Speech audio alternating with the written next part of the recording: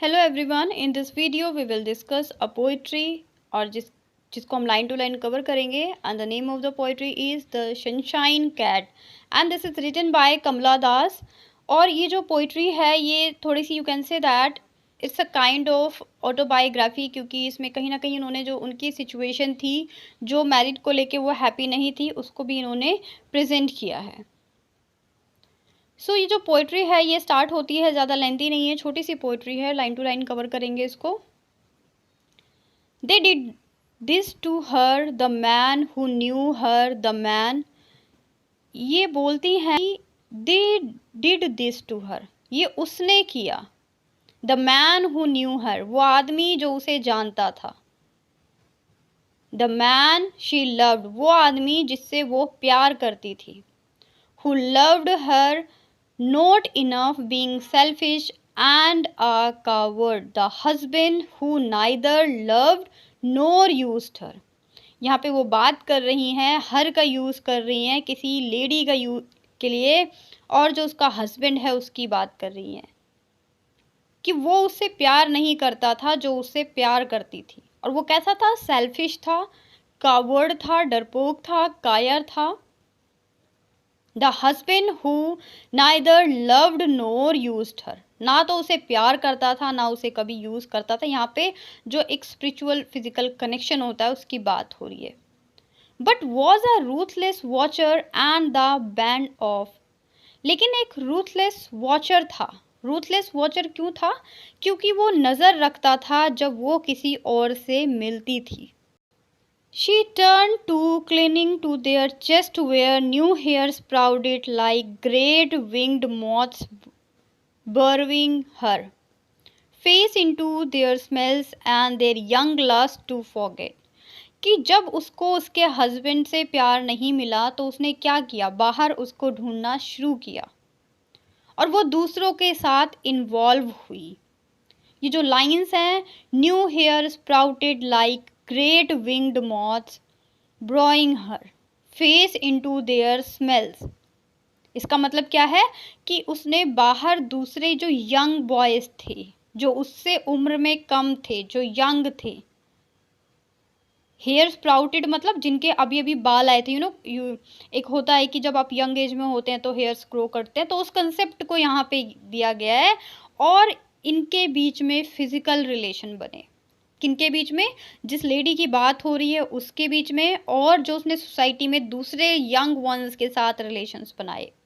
Face into their smell का मतलब है कि यहाँ पे फिजिकल रिलेशन और इंटीमेशन की बात हो रही है।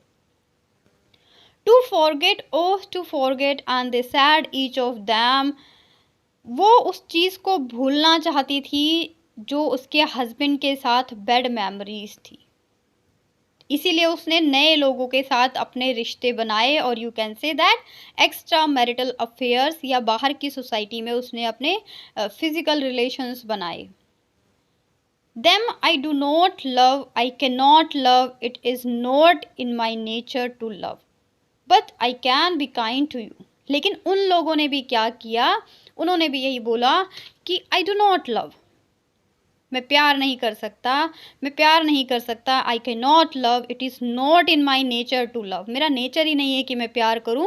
But I can be kind to you, लेकिन मैं तुम्हारे लिए काइंड रहूँगा, मैं तुम्हारी हेल्प करूँगा, मैं तुम्हारे लिए दयालु रहूँगा। तो यहाँ पे जो एक इग्नोरेंट होता है वो दिखाया है पोइटेस ने, कमला दास ने। जो मेल, जो एक कह सकते हैं जो मेल्स होते हैं, वो किस तरह से एक वुमेन को क्या समझते हैं? एक लस्ट की तरह देखते हैं, वो प्यार नहीं करते। They want only physically blood, और जो फ्लैश होता है वो उसी गेम में इन्वॉल्व होना या उसी में रहना चाहते हैं। यहाँ पे यही इसका मतलब समझ में आता है। They let her slide from pegs of sanity into a bed made soft with tears and she lay there weeping। इसके बाद क्या था? इन लाइंस में बताया गया है कि उसके बाद क्या, उसका जो अकेलापन है वो बढ़ता जाता है, क्योंकि ना तो उसे अपने हस्बैंड से प्यार मिला, और प्यार की तलाश में जो उसने अपने घर से बाहर रिलेशंस बनाए तो उनके साथ भी वो फिजिकली इंटीमेट हुई, उसका रिलेशन भी था, लेकिन उन्होंने भी क्या बोल दिया? आई do not love, I can not love, and in my nature it's not love. तो अब उसके पास क्या है, अब जो उनकी हालत है, जो सिचुएशन है उस लेडी की, वो इमोशनली ब्रेकअप हो चुकी है, टूट चुकी है। और वो जो उसका बेड है वो सॉफ्ट हो चुका है, किससे, उसके आंसुओं से। मतलब वो पूरे दिन रोती है, दैट्स वाई जो उसका बेड है वो सॉफ्ट हो गया है उसके आंसुओं से। For sleep has lost its use, I shall build wall with tears. वो बोलती है कि मैंने आंसुओं से दीवार बना ली है। She said, उसने कहा, walls to shut me in, her husband shuts her in. कि दीवार ने मुझे अपने अंदर कैद कर लिया है, जो आंसू थे।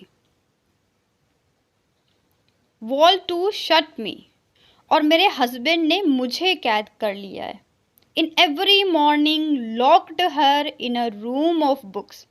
वो डेली उसे एक रूम में लॉक कर देता था जहाँ पे क्या होती थी, बुक्स होती थी। With a streak of sunshine lying near the door, like a yellow cat. उस कमरे में जहाँ के दरवाजे से या खिड़की से एक थोड़ी सी रोशनी आती थी, वो जो रोशनी थी, सूरज की रोशनी, जो सनशाइन थी, वो येलो कलर की थी और ऐसे ही उसकी इमेज बनती थी जैसे कि येलो कैट हो। और ये जो येलो कैट यहाँ पे बोला गया है पोइट्री के अंदर, और इसका जो नाम है द सनशाइन कैट, ये यहीं से उठाया गया है। To keep her company but soon, वो जो येलो लाइट आती थी सिर्फ वही उसको कंपनी देती थी, उस लेडी को, क्योंकि उसका हस्बैंड उसे मॉर्निंग में बंद कर जाता था उस कमरे में जहाँ पे सिर्फ बुक्स थी। Winter came and one day while lacking her in he noticed that cat of shine was only a line. मतलब कि जब विंटर्स आई तो विंटर्स में धूप कम हो जाती है, जो सनशाइन है वो कम हो जाती है। कभी कभी तो सनशाइन होती ही नहीं है, सूरज नहीं निकलता। तो जब विंटर्स आई तो वो जो कैट की एक फिगर बनती थी, जो बड़ी सी रोशनी से कैट बनती थी, वो एक लाइन में कन्वर्ट हो गई, अ हेयर थिन लाइन। जैसे बालों की तरह पतली एक लाइन होती है, वो रोशनी उसमें कन्वर्ट हो गई। And in the evening when he return, और जब शाम को वो आया, उसका हस्बैंड आया, टू टेक हर आउट, उसको कमरे से बाहर निकालने, she was a cold and half dead women. वो कैसी थी, वो ठंडी थी और वो हाफ डेड वुमेन लग रही थी। मतलब उसके अंदर कोई हैप्पीनेस नहीं बची थी, कोई डिज़ायर्स नहीं बची थी, कोई इन्जॉयमेंट नहीं था। उसकी लाइफ इस तरीके से थी, एमलेस लाइफ थी, ड्रीमलेस लाइफ थी। Now of no use at all to man, और ये एक मैन की पिक्चर को प्रेजेंट किया गया है इसके अंदर। अगर इन शॉर्ट में बात करें कि इस कंप्लीट पोइट्री में लाइन टू लाइन हम कवर कर चुके हैं, तो जो फर्स्ट इसका एक, इस पोएम को ही टू पार्ट्स में डिवाइड कर सकते हैं। एक पार्ट वो जब वो बोलती है कि उसके हस्बैंड से उसे प्यार नहीं मिला, वो बाकी बाहर रिलेशंस बनाती है, जैसे कि the personal failure to win the love of any of her sexual partner, कि एक तो उसका हस्बैंड और बाकी जो उसने बाकियों से भी लव अफेयर्स अपने बनाए, उनसे भी उसको क्या नहीं मिला, वो फेल हो गई, उसको ट्रू लव नहीं मिला। और दूसरे पार्ट में हम इसको हर हस्बैंड्स क्रूएलिटी को अलग कर सकते हैं, कि जब उसके हस्बैंड ने उसे रूम में बंद कर दिया, उसने रो रो कर जो उसका बेड था वो सॉफ्ट हो गया। तो इस पोएम को हम टू पार्ट्स में डिवाइड कर सकते हैं। In short if I can say that in first part जब वो फेल हो जाती है, एनालाइज है ये, अगर आप लिखना चाहते तो लिख सकते हैं। It was her disgust with her husband withdrew the poetess to have extra marital love affair, but even these other man with whom she slept, जिनके साथ वो बाद में भी सोई, proved to be more disappointing. Disappointing क्यों हुई, क्योंकि वो भी बहुत सेल्फिश थे towards love making. She did not her almost to excite some genuine feeling in those other lovers by clinging to their bosoms on a thick growth of hair। जो poetess यहाँ पे लेडी की बात करती हैं, उन्होंने उनके साथ रिलेशन तो बनाए, फिजिकल रिलेशंस भी बनाए, but they are not trustworthy. And she clung to their bosoms as if wanting to hide her face in their hair। वो चाहती थी कि जो उनके बाल हैं, उनके बालों से उसके जो बॉसम्स हैं, जो उसके ब्रेस्ट हैं, वो ढक जाएँ। Those lovers were younger than she herself. वो उससे छोटे थे and she tries to make them forget everything except the love making. But each of them told her that he could not love her through he could be kind towards her. वो kind रहेंगे लेकिन उससे प्यार नहीं कर पाएंगे।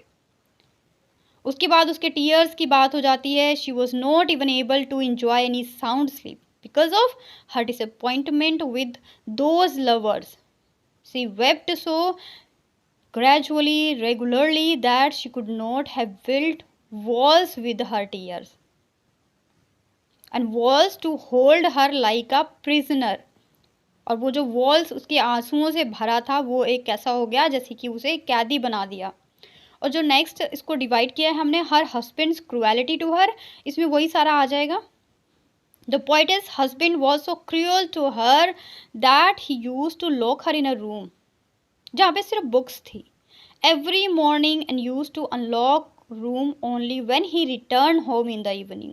जब शाम को आता तो वो उसे खोल देता. A ray of sunshine fell on the door of the room and this ray of sunshine was the only company she had. That rays of sunshine looked like a yellow colored cat, and that was the poetess only came the sun ray lots of bright because of cloudy skies. The sun rays was now the poetess herself. और sun rays को ऐसा भी दिखाया गया है कि वो poetess खुद थी, क्योंकि स्टार्टिंग में तो वो कैट की फिगर बन रही थी लेकिन बाद में बोलते हैं कि वो थिन हेयर की तरह जो शाइन थी वो हो गई थी sunshine. Become so emaciated and thin because of her chronic depression and feelings. क्योंकि वो बिल्कुल क्या थी, उनके अंदर कोई डिज़ायर नहीं बची थी. She felt herself to be half dead and therefore no longer an object of sexual desire on the part of any man. So इस तरीके से इस पॉइंट की हमने line to line summary cover की, हमने इसकी एनालिसिस को भी देख लिया. सो फ्रेंड्स, मिलेंगे नेक्स्ट वीडियो में with new content. Thank you.